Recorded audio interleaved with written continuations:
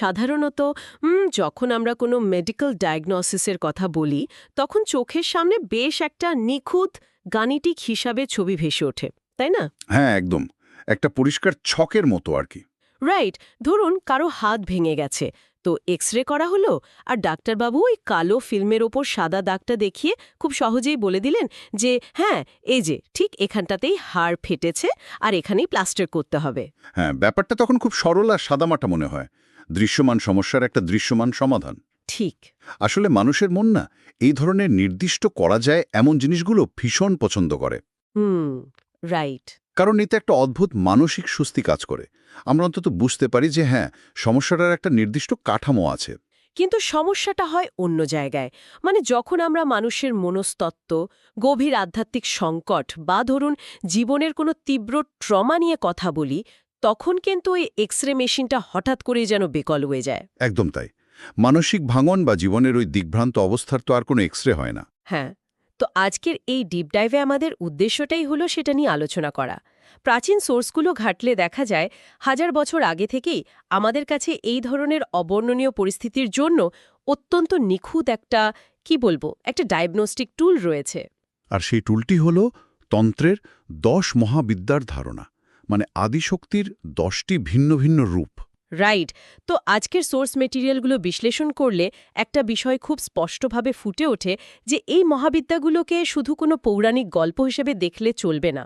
হ্যাঁ, সোর্সগুলো কিন্তু কোনো নির্দিষ্ট ধর্মীয় পক্ষ নিচ্ছে না, বরং এগুলো হলো মানব জীবনের 10টি নির্দিষ্ট মানসিক লড়াই, আত্মিক সংকট এবং সেই সংকট থেকে বেরিয়ে আসার অত্যন্ত নিখুঁত 10টি মনস্তাত্ত্বিক রূপরেখা।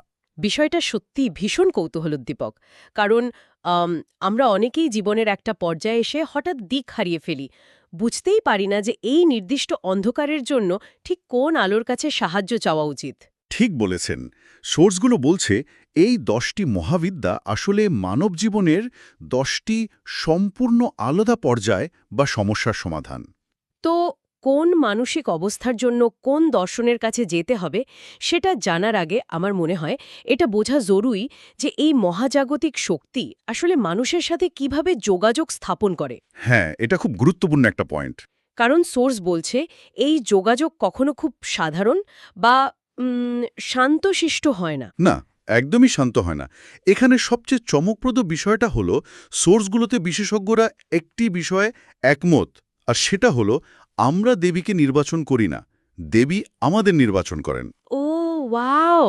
মানে আমরা ডাকি না, দেবী নিজেই আসেন। হ্যাঁ, এটা খুব গভীর একটা কথা। যখন এই শক্তির কোনো রূপ কারো জীবনে প্রবেশ করতে চায়, তখন 90% ক্ষেত্রে তার আগমন ঘটে এক চরম সংকট বা প্রলয়ের রূপ ধরে। মানে একটা বড়সড় ধাক্কা দিয়ে। একদম। হঠাৎ করে মনে হবে জীবনে যেন 10 মাত্রার ভূমিকম্প শুরু হয়ে গেছে। চারিদিকে শুধু বিশৃঙ্খলা, পুরনো সব কাঠামো হুড়মুড় করে ভেঙে পড়ছে। এটা তো অনেকটা সেই লাইফ সেভিং সার্জারির মতো। হ্যাঁ, ঠিক তাই। মানে একজন সার্জন যখন কাজ শুরু করেন তখন সেটা দেখতে ভয়ঙ্কর লাগে, শরীর কাটা হয়, রক্তপাত হয়, বাইরে থেকে দেখলে মনে হবে একটা ধ্বংসযজ্ঞ চলছে। কিন্তু তার মূল উদ্দেশ্য হল ভেতরকার ক্যান্সারটাকে কেটে বাদ দেওয়া এবং প্রাণ বাঁচানো। চমৎকার একটা উপমা দিয়েছেন। কিন্তু আমার একটা যৌক্তিক প্রশ্ন আছে এখানে। এই মহাজাগতিক শক্তি এত উগ্র বা ফিয়ার্স রূপেই কেন আসে? মানে মানুষের জীবনে কি শান্তভাবে পরিবর্তন আনা সম্ভব নয়? আসলে শান্তভাবে আনা সম্ভব নয়, কারণ মানুষের সবচেয়ে বড় সমস্যা হলো তার ভেতরের জড়তা বা মনস্তাত্ত্বিক রেজিস্ট্যান্স।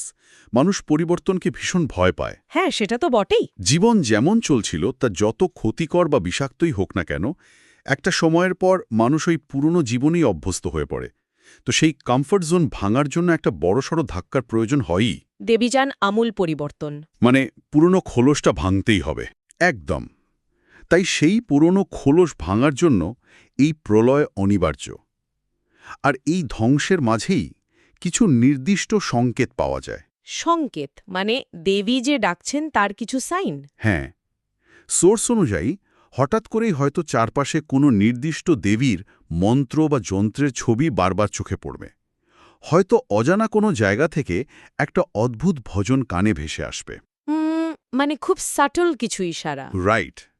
বা ধরুন কেউ হয়তো হঠাৎ করে কোনো লকেট বা চিহ্ন উপহার দিল, অথবা কোনো নির্দিষ্ট রং বা অদ্ভুত স্বাদের প্রতি তীব্র আকর্ষণ তৈরি হলো। এগুলোই হলো মনস্তাত্ত্বিক স্তরে কাজ শুরু হওয়ার প্রাথমিক সংকেত। এর মানে হলো জীবনের এই চরম ধাক্কাগুলো বা চারপাশের এই ভেঙে পড়াটা আসলে কোনো শাস্তি নয়, বরং এটা একটা জাগরণের ডাক। হ্যাঁ, এক্স্যাক্টলি। তো যেহেতু এই শক্তির আগমন জীবনে এক চরম ধাক্কা বা ভূমিকম্পের মতো মনে হয়, তাই সেই শক্তিগুলোর কথা দিয়েই শুরু করা যাক, যারা জীবনের সবচেয়ে ভয়ঙ্কর এবং দিশেহারা অধ্যায়গুলো নিয়ন্ত্রণ করেন। ধরা যাক মা কালীর কথা। হ্যাঁ, মা কালী। যখন মনে হয় জীবনের সব রাস্তা বন্ধ, মানুষ একটা চূড়ান্ত ডেড এন্ডে এসে দাঁড়িয়েছে। ভেতরে চরম ভয় কাজ করছে, তাই না? রাইট। আর লজিক্যাল মাইন্ড কোনো সমাধান খুঁজে পাচ্ছে না। ঠিক তখনই কালীর শক্তির প্রকাশ ঘটে। বিশেষজ্ঞরা বলছেন, জীবনের কোনো কিছু যদি আমূল পরিবর্তন করতে হয়, তবে কালী হলেন সেই রূপ। পুরাণ মতে তিনি রক্তবীজকে ধ্বংস করেন। হুম। রক্তবীজ।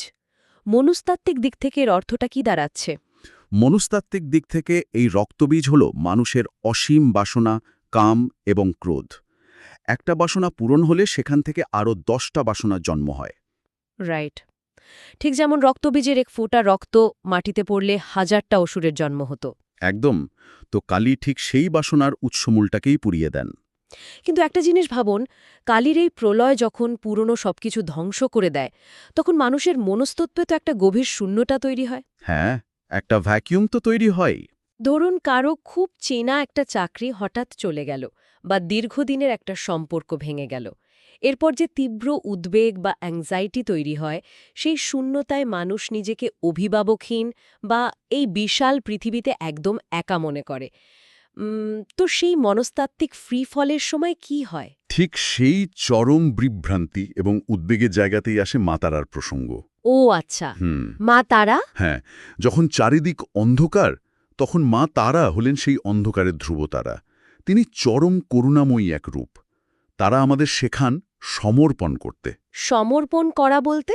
মানে যখন মানুষের নিজের আর কিছু করার থাকে না, যখন নিজের অহংকার বা ক্ষমতা দিয়ে আর কিছু নিয়ন্ত্রণ করা যায় না, তখন সেই মহাজাগতিক করুণার উপর নিজেকে ছেড়ে দেওয়ার যে সাইকোলজি, সেটাই হলো তারা। এই সমর্পণের বিষয়টা বুঝতে পারছি, কিন্তু এরপর সোর্সে মা ছিন্নমস্তার যে বর্ণনা দেওয়া হয়েছে, সেটা লজিক্যালি কোনো অর্থই তৈরি করে না আমার কাছে। কেন? কোন দিকটা অর্থহীন মনে হচ্ছে? মানে ছিন্নমস্তা নিজের মাথা নিজে কেটে সেই রক্ত পান করার দৃশ্য তো পুরোপুরি সেলফ ডিস্ট্রাকশন বা আত্মহনন মনে হচ্ছে। এটা কিভাবে কোনো সমস্যার সমাধান হতে পারে? হ্যাঁ, বাইরে থেকে দেখলে ঠিক সেটাই মনে হয়। কিন্তু সোর্সগুলোর গভীরে গেলে দেখা যায় এর পেছনে এক অসাধারণ মনস্তত্ত্ব কাজ করছে। তাই নাকি? হ্যাঁ, জীবনের এমন কিছু পর্যায়ে থাকে যখন হঠাৎ কোনো গভীর শোক বা অপ্রত্যাশিত ধোঁকা আসে।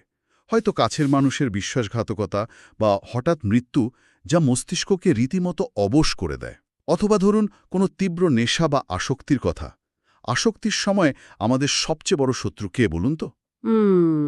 আসক্তির সময় আমাদের নিজেদেরই মস্তিষ্ক। একদম ঠিক।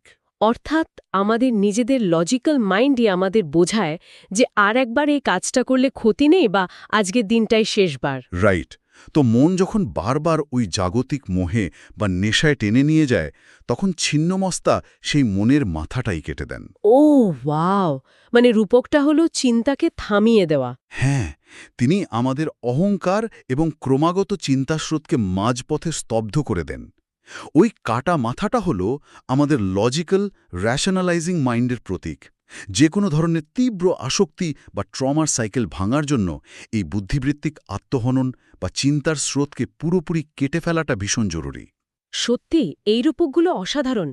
তো এতক্ষণ আমরা ভেতরের মনস্তাত্ত্বিক ভয়, আসক্তি বা শূন্যতা নিয়ে কথা বললাম, কিন্তু অনেক সময় তো লড়াইটা ঠিক নিজের ভেতরের হয় না। হ্যাঁ, অনেক সময় বাইরের জগতের সাথেও হয়। একদম। অনেক সময় লড়াইটা হয় সমাজের সাথে বা শত্রুর সাথে। যখন এই বাহ্যিক সংকটগুলো জীবনকে অতিষ্ঠ করে তোলে, তখন কোন শক্তিগুলো কাজ করে? বাইরের শত্রুর আক্রমণের ক্ষেত্রে সবচেয়ে প্রাসঙ্গিক রূপটি হল মা বাগলামুখী। বগলামুখী, রাইট। যখন জীবনের শত্রুর উপদ্রব বাড়ে, চারিদিকে গসেপ, গুজব, পলিটিক্স বা ধরুন দীর্ঘস্থায়ী কোনো আইনি ঝামেলা চলে, তখন বগলামুখী কাজ করেন। সোর্সে তার একটি বিশেষ ক্ষমতার কথা বলা হয়েছে, স্তম্ভন শক্তি। স্তম্ভন মানে থামিয়ে দেওয়া। হ্যাঁ, স্তম্ভন মানে হল পুরোপুরি থামিয়ে দেওয়া বা প্যারালাইজ করে দেওয়া। একটু খুলে বলুন তো, এই থামিয়ে দেওয়া বলতে ঠিক কী বোঝানো হচ্ছে?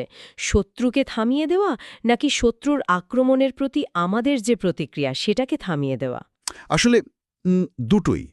মনস্তাত্ত্বিক দিক থেকে দেখলে যখন চারদিক থেকে সমালোচনা বা আক্রমণ ধেয়ে আসে, তখন মানুষের স্বাভাবিক প্রবৃত্তি হল রিয়্যাক্ট করা বা ভেঙে পড়া।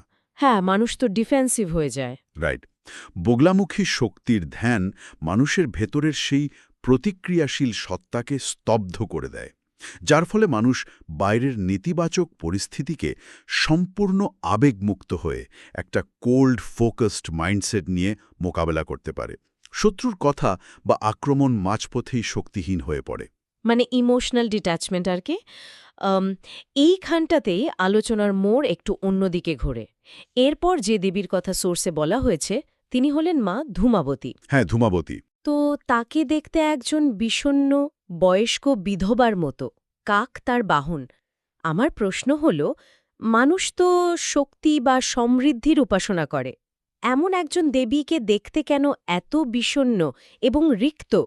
কেউ কেন চরম হতাশা বা দারিদ্র্যের প্রতীকের কাছে যাবে? খুব যৌক্তিক একটা প্রশ্ন।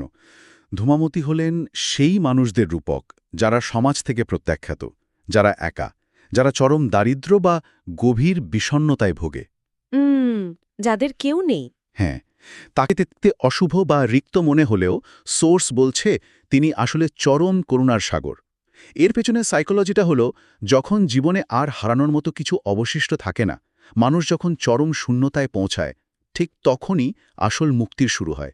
আচ্ছা, বুঝতে পেরেছি। মানে যতক্ষণ আমাদের কাছে কিছু থাকে, আমাদের ভেতরে সেটা হারানোর একটা তীব্র ভয় কাজ করে। একদম তাই। কিন্তু যখন সব শেষ হয়ে যায়, তখন আর ভয় পাওয়ার মতো কিছু থাকে না। ওই শূন্যতাটাই আসলে মানুষকে একদম ভয়ডরহীন করে তোলে। ঠিক তাই।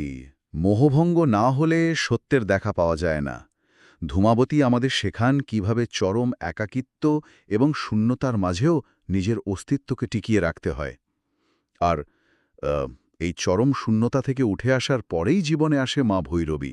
মা ভৈরবী, তার কাজটা কি? যখন জীবন মানেই মনে হয় একের পর এক পরীক্ষা, মানুষ একদম ক্লান্ত এবং দুর্বল বোধ করে, তখন জীবনে ভৈরবীর শক্তি প্রয়োজন। হুম, এটা কি আমরা একটা হাই ইন্টেন্সিটি অ্যাথলেটিক ট্রেনিং ক্যাম্পের সাথে তুলনা করতে পারি? Training camp? কিভাবে? এই যেমন ধরুন, যেখানে একজন কড়া কোচ অ্যাথলিটের পেশিকে চরম পরিশ্রমের মাধ্যমে ভেঙে ফেলেন, শুধু এই জন্য যাতে সেই পেশি পরে আরও শক্তিশালী হয়ে গড়ে ওঠে। আরে চমৎকার উপমা! ভৈরবীর শক্তিটা ঠিক সেই আগুনের মতো। তিনি জীবনে শৃঙ্খলা বা ডিসিপ্লিন এবং ফোকাস নিয়ে আসেন। এই আগুন আমাদের ভেতরের সমস্ত দুর্বলতা, আলস্য এবং সংশয়কে পুড়িয়ে ছাই করে দেয়। এবং আমাদের ভেতরকার সত্যিকারের শক্তিকে জাগিয়ে তোলে। একদম তাই। কালীর প্রলয় থেকে শুরু করে ভৈরবীর এই ডিসিপ্লিনের আগুন পর্যন্ত মানুষ তার জীবনের চরম ধাক্কাগুলো সামলে ওঠার একটা পর্যায়ে পৌঁছায়। হ্যাঁ, একটা সাইকেল কমপ্লিট হয়। বাইরের জগতের সাথে লড়াই শেষ হওয়ার পর স্বাভাবিকভাবেই মানুষের মনে জায়গা নেয় নিজেকে নতুন করে প্রকাশ করার ইচ্ছা। জীবনে স্পেস, শান্তি ও সমৃদ্ধি পাওয়ার আকাঙ্ক্ষা তৈরি হয়। আর ঠিক এখানেই আসেন মা ভুবনেশ্বরী। সোর্স বলছে, যখন জীবনে স্পেস বা জায়গার অভাব মনে হয়, তখন এই শক্তির প্রয়োজন হয়। হ্যাঁ, এই স্পেসের অভাব যে কোনো জায়গায় হতে পারে। হয়তো একটা দম বন্ধ করা সম্পর্কে, হয়তো নিজের বাড়িতে বা নিজের চিন্তা প্রকাশের ক্ষেত্রে। মানুষের মন অনেক সময় অপ্রয়োজনীয় চিন্তা আর ট্রমার একটা আবর্জনা স্তূপে পরিণত হয়। রাইট, একটা মেন্টাল ক্লাটার তৈরি হয়। ভুবনেশ্বরী হলেন সেই মানসিক শক্তি যিনি হৃদয় ও চেতনাকে প্রসারিত করেন। তিনি আমাদের ভেতরে সেই মানসিক ক্লাটার বা জঞ্জাল পরিষ্কার করে নতুন করে শ্বাস নেওয়ার মতো স্পেস খুঁজে পেতে সাহায্য করেন। আর একবার যখন মানুষের ভেতরে সেই জায়গা বা স্পেস তৈরি হয়, তখন মানুষ খোঁজে সৌন্দর্য। আর এখানেই আসেন মা ত্রিপুরা সুন্দরী বা ষোড়শী। আমাদের সমাজে এমন অনেক মানুষ আছেন যারা জীবনে প্রচুর সৌন্দর্য, সম্পদ এবং বাইরের চাকচিক্য চান, কিন্তু ভেতরে নিজেকে চরম তুচ্ছ বা অসুন্দর মনে করেন। হ্যাঁ, এই হীনমন্যতা খুব কমন একটা বিষয়। বাইরের সাজ পোশাক দিয়ে তো আর ভেতরের সেই হীনমন্যতা ঢাকা যায় না, তাই না? একদম সঠিক। ত্রিপুরা সুন্দরী আমাদের শেখান যে আসল সৌন্দর্য বাইরের জগতে নয়, বরং ভেতরের আত্মায়। যখন মানুষের নিজের আত্মার প্রতি দৃষ্টিভঙ্গি বদলায়, যখন নিজের ভেতরের জ্যামিতিটা সঠিক হয়, তখন বাইরের জগতও তার কাছে সুন্দর হয়ে ওঠে। এটা হলো সেলফ অ্যাকসেপ্টেন্স বা নিজেকে নিখুঁতভাবে গ্রহণ করার সাইকোলজি। কিন্তু যাদের নিজেদের ওপর কোনো আত্মবিশ্বাস থাকে না, যারা নিজেদের ছোট মনে করেন বা এক ধরনের ইম্পস্টার সিনড্রোমে ভোগেন, সোর্স বলছে এমন অনেক মানুষ আছেন যারা হয়তো সমাজের চোখে খুব একটা গ্রহণীয় নন, কিন্তু তাদের ভেতরে জ্ঞান বা শিল্পের প্রবল খিদে থাকে। রাইট। এই চাপা পড়া প্রতিভাকে বের করে আনতে সাহায্য করেন মা মাতঙ্গী। হ্যাঁ, মাতঙ্গীর বিষয়টা খুব ইন্টারেস্টিং। তাকে অনেক সময় উচ্ছিষ্ট বা ফেলে দেওয়া জিনিসের দেবী বলা হয়।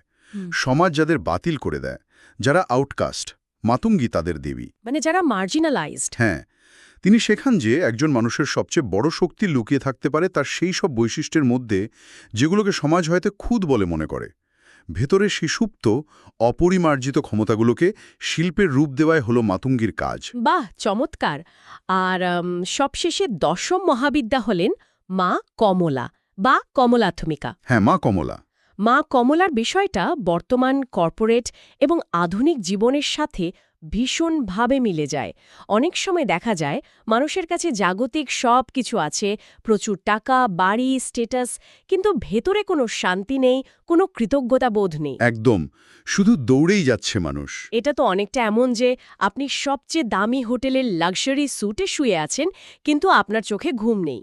সেই সম্পদের তো কোনো মূল্য নেই। ঠিক। সাধারণ লক্ষ্মীর ধারণার সাথে কমলার এখানেই পার্থক্য। কমলা কেবল জাগতিক সম্পদ দেন না, তিনি সম্পদের সাথে আধ্যাত্মিক গভীরতা এবং ভেতরের আসল তৃপ্তি প্রদান করেন। যাতে ওই সম্পদ মানুষের জীবনে বার্নআউট বা মানসিক অবসাদ না ডেকে আনে। রাইট, বরং একটা চরম কৃতজ্ঞতাবোধ তৈরি করে। তো এই ১০ জন মহাজাগতিক মনস্তাত্ত্বিক স্পেশালিস্টের সাথে তো আমাদের পরিচয় হলো, কিন্তু একজন সাধারণ মানুষ কিভাবে বুঝবেন যে এই মুহূর্তে ঠিক কোন শক্তির সাথে তার সংযোগ স্থাপন করা উচিত? সোর্সগুলো অনুযায়ী কয়েকটি পদ্ধতির কথা বিশেষজ্ঞরা বলেছেন। প্রথম এবং সবচেয়ে লজিক্যাল পদ্ধতি হল নিজের জীবনের বর্তমান পরিস্থিতি এবং কষ্টগুলোকে নিখুঁতভাবে বিশ্লেষণ করা। মানে ডায়াগনোসিস করা আর কি। হ্যাঁ, কেউ কি এই মুহূর্তে আইনি লড়াই আছেন, নাকি ইম্পোস্টার সিন্ড্রোমে ভুগছেন, নাকি চরম বিষণ্ণতায়? সেই পরিস্থিতির মনস্তাত্ত্বিক ধরন অনুযায়ী মানুষ বুঝতে পারে কোন শক্তির সাথে তার সংযোগ প্রয়োজন। আর সোর্সে আরেকটি প্রাচীন পদ্ধতির কথাও বলা হয়েছে। সেটি হলো টানা ১১ দিন ধরে কালী থেকে শুরু করে কমলা পর্যন্ত প্রতিটি দেবীর ১ বা ২ মালা জপ করা। হ্যাঁ, এটাও একটা দারুণ পদ্ধতি। এবং সবশেষে ঠিক তার বিপরীত শক্তির মন্ত্র জপ করা, যেমন কালীর পর কমলাত্মিকার মন্ত্র। কিন্তু আমার প্রশ্ন হল, এই ঠিক বিপরীত শক্তির কাছে যাওয়ার কারণ কি?